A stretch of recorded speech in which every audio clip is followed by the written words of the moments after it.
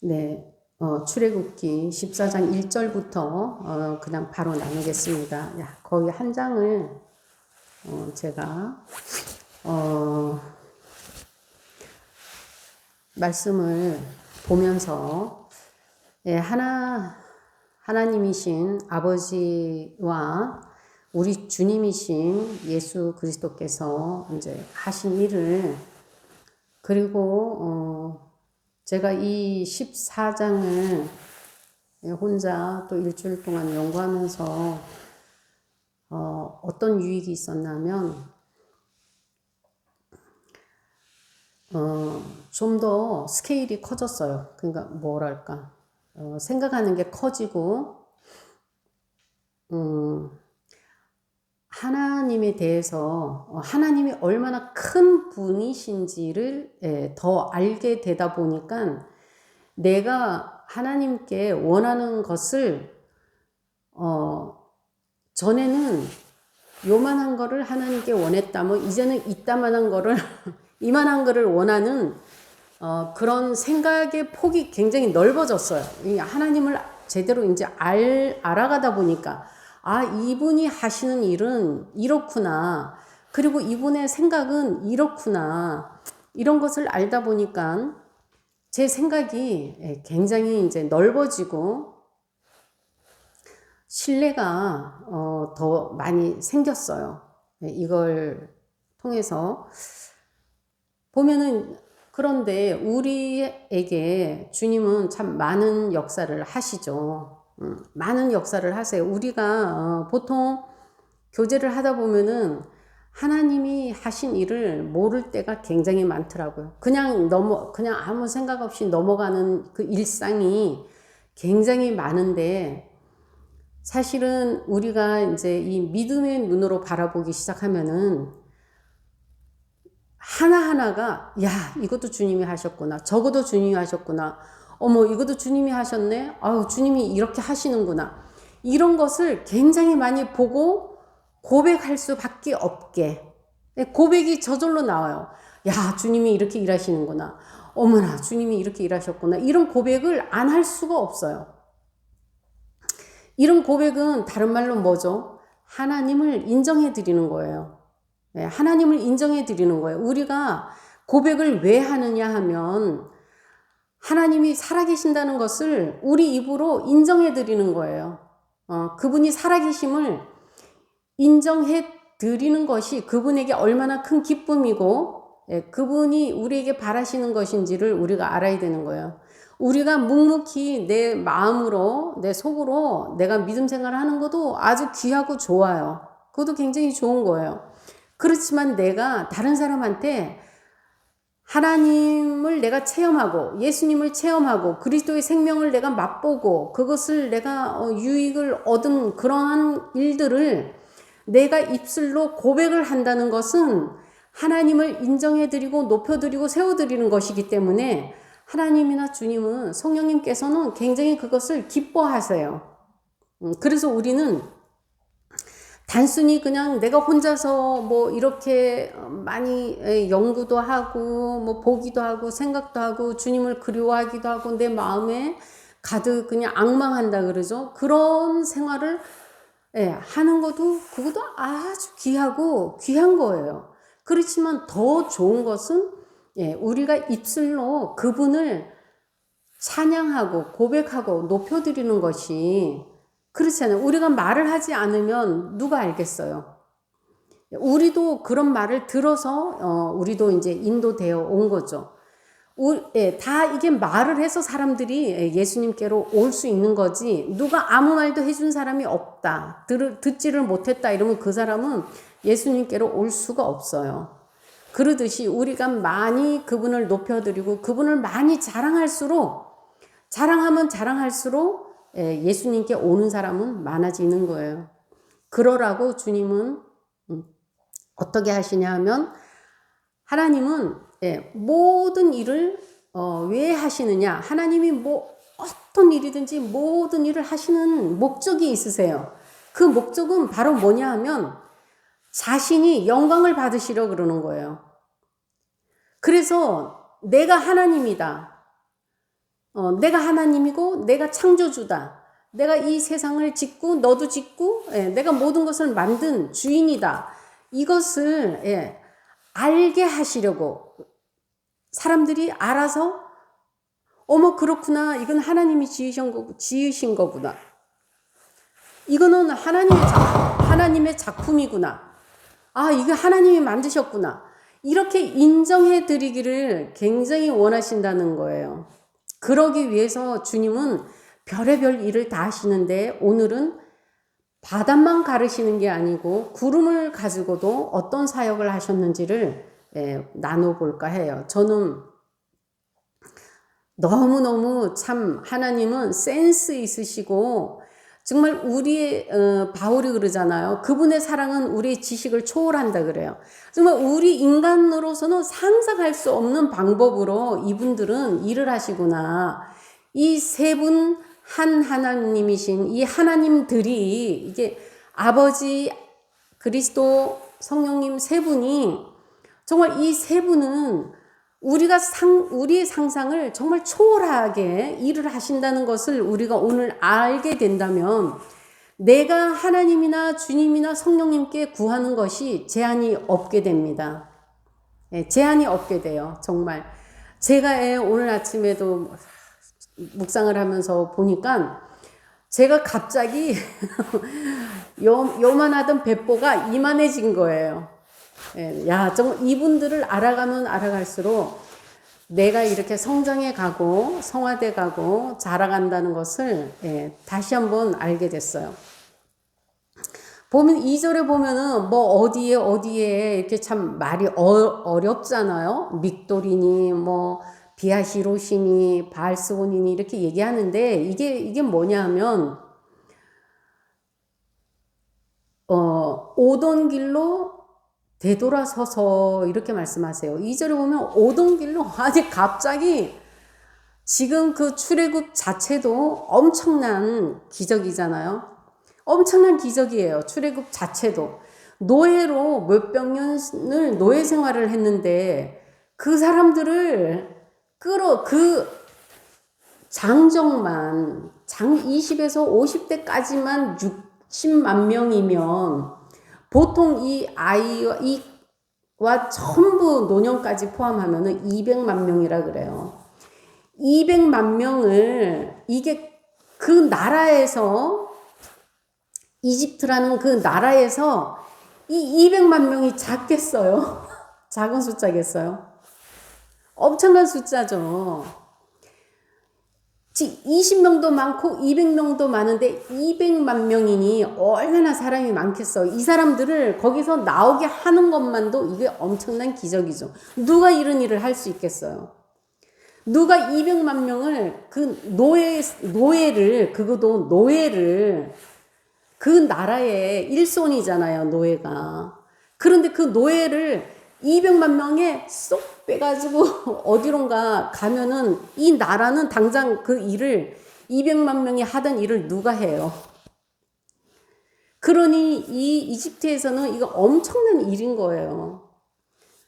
사실 하나님께서 10가지 재앙도 그래서 내리신 거죠. 이게 뭐 그런 기적이 없고 하나님의 권능을 보지 않았다면은 그 이집트 왕이 이 사람들을 내어줬겠어요?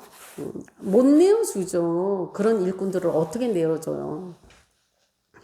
그런데 그것만 해도 기적인데 주님께서는 또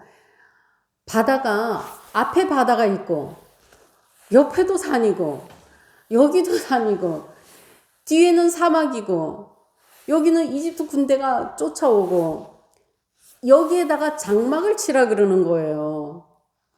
근데 이 사람들이 10가지 재앙을 경험은 했지만 그래도 이게 아직 뼛속까지 하나님의 살아계심을 느끼지는 못했어요.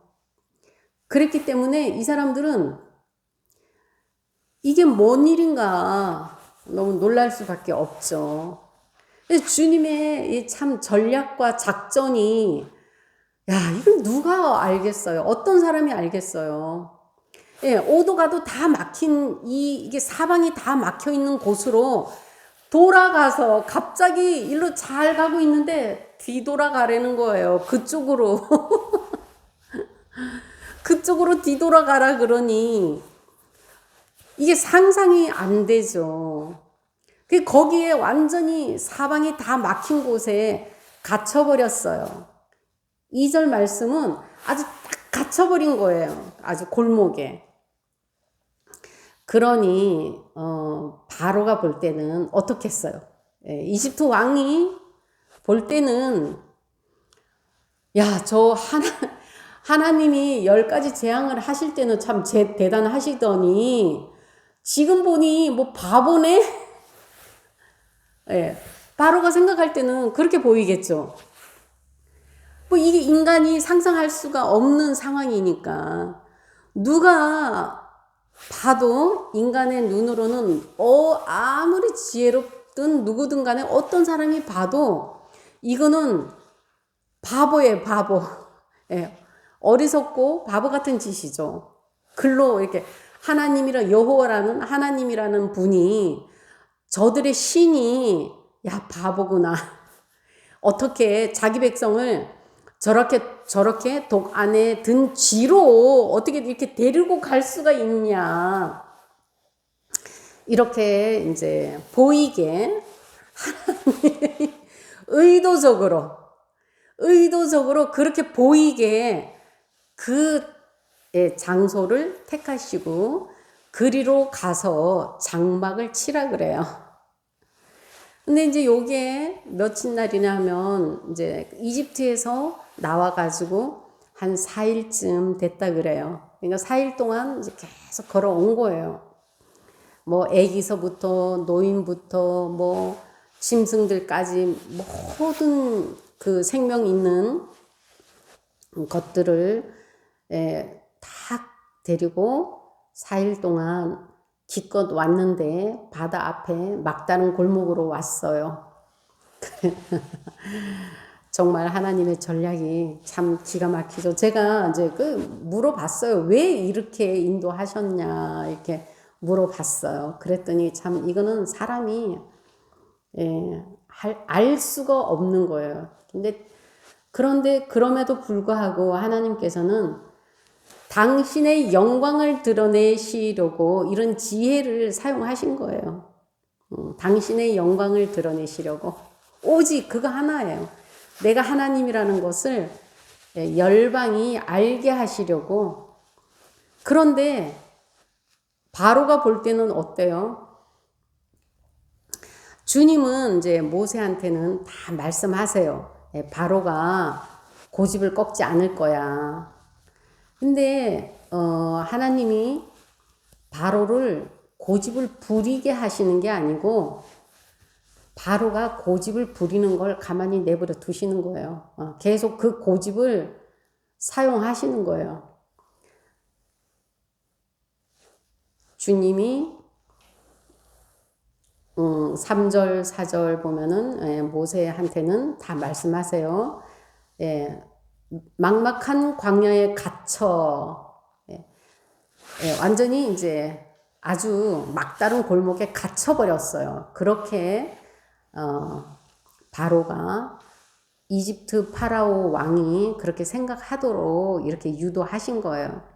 그러니까 정말 낚시의 미끼를 이렇게 딱 낚싯대를 딱 던졌는데 그 낚시 미끼를 고기가 딱 물듯이 바로가 딱 물었어요. 정말 5절에 보면은 백성이 도망쳤다는 소식이 이집트 왕 귀에 들어갔다. 사실 도망친 거는 4일인데 이거는 무슨 말이냐면 이거 뭐야 이제 도망친 건 아니죠. 이제 와서 도망친 건 아니에요. 한 4일이나 됐는데 이것은 무슨 말이냐면 그래도 혹시나 3일 동안 가서 하나님께 예배를 하고 돌아오려나 이런 기대도 조금 했겠죠. 그랬는데 이들이 안 오고 계속 가네. 계속 가니까 이게 또 마음이 이게 달라졌어요. 이제 맏아들을 잃었을 때는 그 슬픔과 고통으로 울부짖더니 이제 3일, 4일 되니까 이제 그 고통도 다 잊어버리고 이렇게 얘기해요. 우리에게 종살이 하던 이스라엘 백성이 이렇게 풀어주어 놓아 보내다니 이제 자기가 후회하는 거예요. 근데 이게 이제 허풍이라 그래요. 왜 이렇게 이제 허풍을 떠나 하면 다 10가지 재앙을 다 잊어버렸어요. 아들을 잃은 것도 다 잊어버렸어요, 이 사람이. 지금 생각하는 거는 그 노동력, 그 엄청난 그 노예들의 그 노동력이 이제 상실한 그런 거며, 이제 그 노예들을 얼마나 학대를 하고, 얼마나 괴롭히고, 못 살게 굴었어요. 그런 것들이 이들에게는 참 이렇게 안타까운 일이 돼버린 거예요. 그런 걸 못하는 게. 그래, 이게 자기가, 그러니까 자기가 보낸 것처럼 얘기하는 거예요. 사실은, 어쩔 수 없어. 보냈는데, 자기가 보낸 것처럼 놓아 보내다니, 어쩌자고 내가 이렇게 했나, 이러는 거예요. 이렇게 사람이, 저는 이걸 보면서, 야, 정말 이게 하나님의 지혜로 살아야지, 이 인간의 지혜로 산다는 것은 이렇게 어둠 속에서 사는 거와 같구나. 이렇겠구나. 이게 아무 판단력도 없고, 분별력도 없고, 도대체 지혜가 하나도 없어요. 자기가, 뭘 해야 되는지를 몰라요. 그리고 자기가 왜 하는지도 모르고. 사람은 그런 것 같아요. 이 바로처럼 우리도 그런 것 같아요. 참 많이 느꼈어요. 그런 거를 보면서. 그래서 이게 6절, 7절에 보면은 온 군대를 정예부대, 아주 가장 잘 싸우고 용맹한 이런 장수들과 그런 이제 마차, 병거부대, 가장 좋고 빨리 달리고 이런 그런 것들이랑 가장 잘 싸우는 사람들 모두 다 데리고 쫓아가는 이 참 어리석고 이 미련한 짓을 한다는 거예요. 우리가 눈에는 저 사람들이 이렇게 쫓아갈 수밖에 없죠. 아까 얘기했듯이 이 사람들이 저 막다른 골목에 저기 처박혀가지고 이제 오도 가도 못하게 생겼으니까 자기들이 가서 잡아갖고 오면 되겠다 이렇게 생각할 수 있을 거예요. 사람이라면 바로뿐이 아니라 그렇게 생각할 수 있을 거라고는 생각해요. 나라도 이렇게 하겠다 진짜. 그렇지만 이제는 우리가 이제 이런 걸 배우고 나서는 이제부터는 내가 눈에 보이는 대로 살면 나도 이런 어리석은 짓을 할 수 있겠다는 것을 이제 알아야 되는 거죠. 그 8절, 9절에 보면은, 주님이 그 고집을 그냥 내버려 둬요. 그런데 이스라엘은 어떻게 하죠? 주님의 8절, 주님의 보호를 받으면서 당당하게 이 사람들은 여행을 하고 있어요. 주님의 보호를 받으면서 아주 당당하게 여행을 하고 있는 그 사람들을 쫓아가면 이게 어떻게 되는지를 알아야 되는데 이게 인간이 알 수가 없죠. 주님은 이런 사람들의 지혜를 어리석게 만들어서 하나님의 영광을 드러내시려고 한다는 거예요. 그래서 하나님은 여기 14절에 보면은 3번이나 똑같은 4절, 17절, 18절에 보면은 3번이나 나의 영광을 드러내시겠다 그래요. 나의 영광을 열방에 드러내시겠다고. 오직 주님은 우리를 통해서도 역사하시는 게 우리를 통해서 열방에다가 하나님의 영광을 드러내시려고 하신다는 거예요. 그러니 우리는 가만히 믿음으로 그분을 신뢰하는 마음으로 우리는 그냥 그분의 인도하심만 받으면 예, 우리에겐 유익이고 하나님께는 영광이 되는 거예요.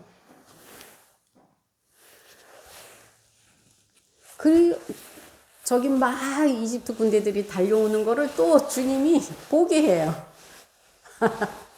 이 연약한 백성들이 또 믿음이 있나 없나 늘 그렇게 또 시험을 해보시는 것 같아요. 우리도 그러시죠. 우리도 지내오다 보면은 매 순간순간 보면은 주님이 믿음이 있나 없나 이렇게 테스트 하시는 걸 참 많이 경험을 해요. 아이고 또 넘어졌구나. 저는 뭐 정말 수도 없이 그런 얘기 많이 했어요. 나 혼자 스스로 딱 느껴요. 알아요. 주님이 딱 시험하시는 거를. 그러면은 아이고 내가 또 넘어졌구나.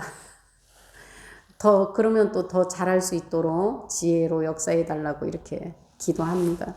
근데 여기서도 추격해 오는 것을 이 사람들이 보니 얼마나 모세가 원망스럽고 주님이 원망스럽겠어요. 그러니까 10절에 주님께 부르짖었다 그래요. 크게 두려워하여 얼마나 두렵겠어요. 그리고 자기네가 그 사람들 밑에서 몇백 년 동안이나 노예 생활을 했으니까 그 사람들이 더 무섭겠죠. 자기가 주인으로 살았으면 괜찮은데 노예로 살았기 때문에 두려움이 더 많을 거예요. 그러니까 이 사람들이 크게 두려워했다고 주님은 그렇게 말씀하시는데 모세도 두려워했어요. 그런데 모세도 두려워가지고 막 기도를 이제 막 했나 봐요. 저기 저 쫓아오고 있으니 어떻게 하면 좋냐고. 그러니까 모세도 몰랐던 거예요. 주님이 어디로 인도하실지 모세도 몰랐어요. 그냥 그때 주님이 이래라 하면 이렇게 하고 저래라 하면 저렇게 하는 그런 종이었어요. 다만 이제 모세는 주님이 하라고 뭔가를 지시를 하면 그대로 했다는 거예요. 그래서 아마 온유하다 이렇게 말씀하신 것 같아요. 그 11절에 보면은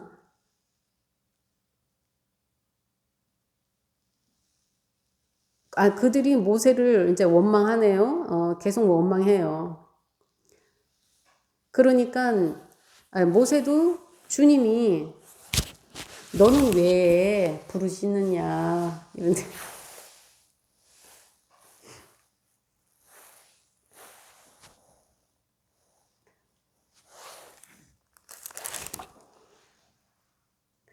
15절에 보면은 주님이 막 이 사람들이 이제 막 원망을 하고 그러니까 15절에 주님이 모세 보고 너는 왜 기도만 하냐 이제 막 뭐라 그러세요. 그런데 이제 모세는 하나님이 이제 데리고 가겠다는 이제 가나안까지 너희를 데리고 가겠다는 이 약속을 모세는 믿었던 것 같아요. 그러니까 이 사람들 보고 두려워하지 마라. 13절에 보면 두려워하지 마라. 너네는 가만히 서서 주님께서 오늘 당신들에게 어떻게 하는지 그 구원을 보라. 굉장히 이게 유명한 구절이죠. 굉장히 저도 이 구절을 굉장히 좋아해가지고 무슨 일이 있으면 그렇게 기도해요. 그래요, 주님이 하십니다. 제가 할 수 있는 게 뭐가 있겠어요? 주님이 하셔야죠. 이러면서 저는 그냥 가만히 있어요. 그 14절에 보면은 그래요. 너희들을 구하여 주시려고 주님이 싸우실 것이다. 사실 뭐 싸움도 아니죠. 일하신다고 하는 게 맞죠. 주님은 너희를 위해 일하실 거야. 그러니까 다시 한번 믿음을 발휘해서 주님을 신뢰해라. 이렇게 얘기하고 근데 이렇게 말하는 모세도 두려웠어요. 그러니까 주님한테 부르짖었죠. 그러니까 주님은 너는 왜 부르짖냐 그렇게 또 혼을 내세요. 너라도 두려워하지 말아야지 왜 너까지 두려워서 그렇게 막 부르짖어. 참 그러시면서 우리한테 이제 원하시는 말씀이 15절 너는 이스라엘 자손에게 명령해서 뭐라고 명령하느냐? 앞으로 나아가게 하여라. 앞으로 나가라. 앞으로 나아가라. 예, 이게 굉장히 중요한 거죠. 우리가 두려울지라도 예, 앞으로 나아가야 되는 거예요. 그 아주 작은 믿음을 가지고라도. 이게 이제 계속 이렇게 막 비바람이 몰아쳐서 이 몸이 앞으로 안 나가기가 어려울 상황에서도 그래도 계속 진짜 이를 악물고라도 한 발자국 한 발자국 앞으로 가는 게 그게 성화인 것 같아요. 그리고 그렇게 살아가다 보면은 어느새 이 비바람은 잔잔해지고 평안한 상태가 주어지는 것 같아요. 그러더라고요. 평안해지더라고요. 정말 그 수많은 그 비바람을 참 지나오니까 그 폭풍을 지나오니까 그 다음에는 좀 이제 지혜가 생기죠. 그런 것들을 겪지 않으면 이제 문제가 생길 때마다 내가 어떻게 되는지 당황하고 힘들고 어려운데 이제 많이 생기고 주님과 계속 살아가다 보니까 그 임재하심을 계속 의식하면서 살아가다 보니까 이럴 때는 이렇게 하면 되고 저럴 때는 저렇게 해봐야 하는구나 라는 것을 이제 노하우가 생기죠. 이제 요령이 생겨요. 기술이 생겨가지고 점점 말씀을 가지고 내가 대적과 내가 싸울 수 있는 능력이 생깁니다. 그래서 말씀이 검이라 그러잖아요. 말씀은 예리한 검이에요. 진짜 말씀을 내 마음밭에다가 많이 심어 놓으면은 그때 주님께서 성령님께서 역사하셔서 그 말씀을 생각나게 해주시는데 그 말씀이 딱 생각이 나잖아요. 그러면 그 즉시 그냥 이겨지더라고요. 왜냐하면 평안이 찾아오니까.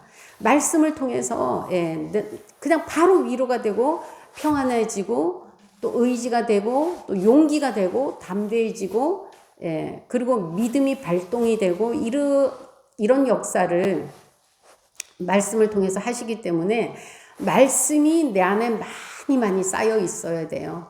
그래야지 우리가 그 열매를 통해서 좀 더 평안한 삶, 지혜로운 삶, 또 담대하고 강하게 살아갈 수 있는 능력이 되는 그 말씀이 그런 능력이 되도록 우리에게 역사합니다. 그렇게 살아가시기를 원합니다. 바로 주님께서는 바로를 계속 내버려 두세요. 계속 18절에도 그 바로의 병거와 기병들 이 모든 것을 통해서 주님께서는 나의 영광을 드러내겠다 이렇게 계속 말씀하세요. 그러니까 주님 우리한테도 그렇게 말씀하실 거예요. 우리한테도 이 일로 인해서 내가 나의 영광을 드러내려고 한다라는 이런 이제 마음의 감동이 주어지면 우리는 그냥 가만히 있으면 돼요. 그러면 주님께서 다 하세요.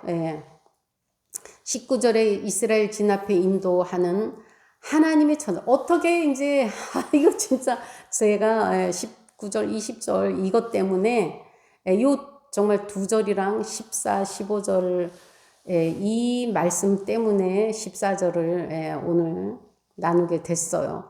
19절에 보면은 이스라엘 진 앞에 인도하는 하나님의 천사가 진 뒤로 옮겨가자.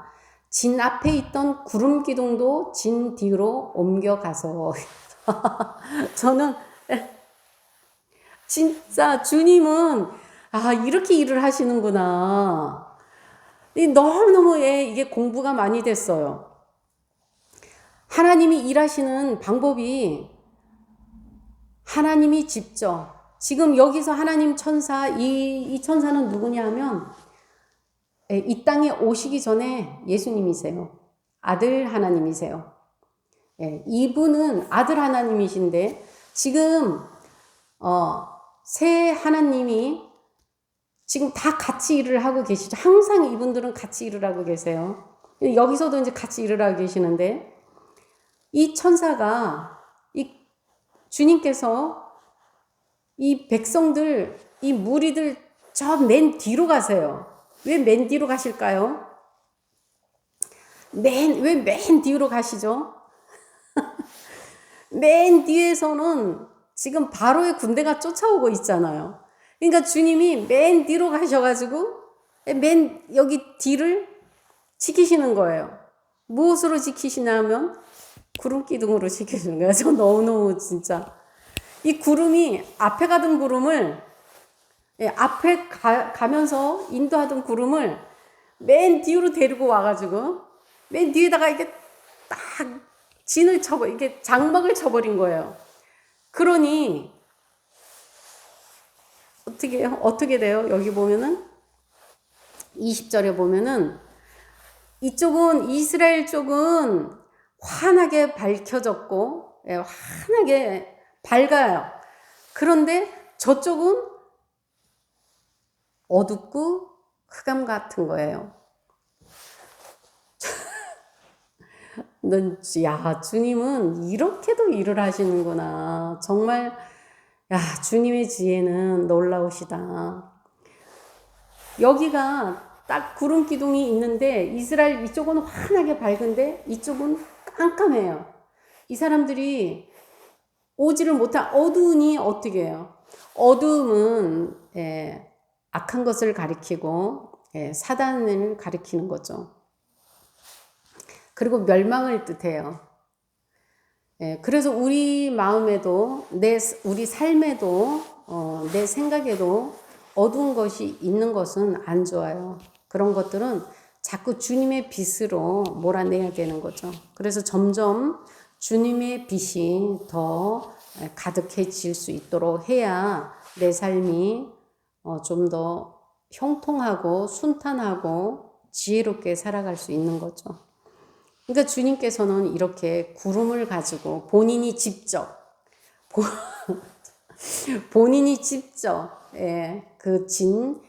그 무리들 맨 뒤로 가서 그 어마어마하게 그 달려오는 이집트 군대를 다 가로막고 자기 백성을 보호하시는 거예요. 그리고 이게 200만 명이고, 그리고 이 바다 길이가 한 10km 되는데 어디만 하냐면 여기에서 덕산만큼 바다 길이가 그렇게 긴 거예요. 여기에서 덕산까지 건너가야 되는 거예요. 그 많은 무리가. 그러니 얼마나 시간이 필요하겠어요. 여기 보면은 밤새도록 그렇게 했다 그래요. 밤새도록. 21절에 보면은 주님께서 밤새도록 강한 동풍으로 바닷물을 뒤로 밀어내시니 말라서 바닥이 드러났다. 그래서 마른 땅이 되었고, 마른 땅이 되어야만 마차나 아기들이나 그리고 뭐 짐승들, 정말 별의별 이 연약한 이런 모든 사람이나 짐승들이 건너가야 되기 때문에 질거나 물이 있으면 안 되겠죠. 하나님은 그렇게까지 우리를, 인간을 배려하신다는 거예요. 참 얼마나 따뜻하시고 정말 자상하시고 사랑이 많으세요. 이런 분이 이제는 우리 아빠잖아요. 아빠. 그러니 얼마나 좋아요. 참. 그래, 이 24절에 보니까 새벽이 됐어요. 그러니까 밤새도록 그 사람들은 건너가고, 밤새도록 이집트 군대들은 예수님께서 그 흑암으로 깜깜하게 해놓은 그곳에서 혼란을 겪고 있었어요. 그리고는 또 보면 25절에 보면은 주님이 하신 일이 진짜 너무 재밌어요. 뭐 코믹해요. 병거의 바퀴를 벗기셔서 그러니까 병거 타고 가고 있는데 바퀴를 빼버리신 거예요. 아니 마차가 바퀴가 빠지면 어떻게 달려요. 근데 바퀴를 빼버리셨대요. 아유 정말 이렇게 아주 참 재미있으시고 유머가 많으시고 그래서 이 사람들이 아무리 이렇게 봐도 야 이게 아니다 싶으니까 그 사람들 중에서 어떤 사람이 야 주가 이 여호와라는 이 주님이 저 이스라엘을 위해서 싸우시기 때문에 우리는 안 된다. 이 바퀴까지 빠지는 거 보고는 이래 안 믿는 사람들이 똑똑한 사람이 있어요. 그러니까 우리가 빨리 도망가자. 되돌아서 가자. 이러는데 그것도 시간이 늦었어요. 주님께서는 28절에 보면은 하나도 살아남지 못하도록 한 사람도 살아나지 못하도록 주님께서는 모두 물속에 죽게 하셨어요. 근데 30절에 보면은 나중에 물이 다 원상으로 회복된 다음에 하나님이 또 그 이집트 사람들이 그 물 속에서 죽어서 죽음이 그 시체가 물 위에 둥둥 떠 있는 것을 사람들을 또 보게 해요. 이스라엘 사람들이 하나님이 이렇게 일을 하셨구나. 정말 저 사람들이 다 죽었구나. 이것을 보게 하셔서 주님을 두려워하고 주님의 크신 권능을 이제 인정하고 또 모세를 주님의 종이라는 것을 믿게 되었어요. 믿어져요. 믿는데 이 믿음도 며칠 못 가요. 이렇게 주님의 크신 일을 봤는데도 이 사람들이 이 믿음이 3일밖에 못 가요. 참, 아직까지 주님을 향한 그 믿음이 아직 애기라 주님께서 지금은 다 용납하시고 아무도 꾸짖지 않으시고 다 허용해 주시는 걸 봅니다.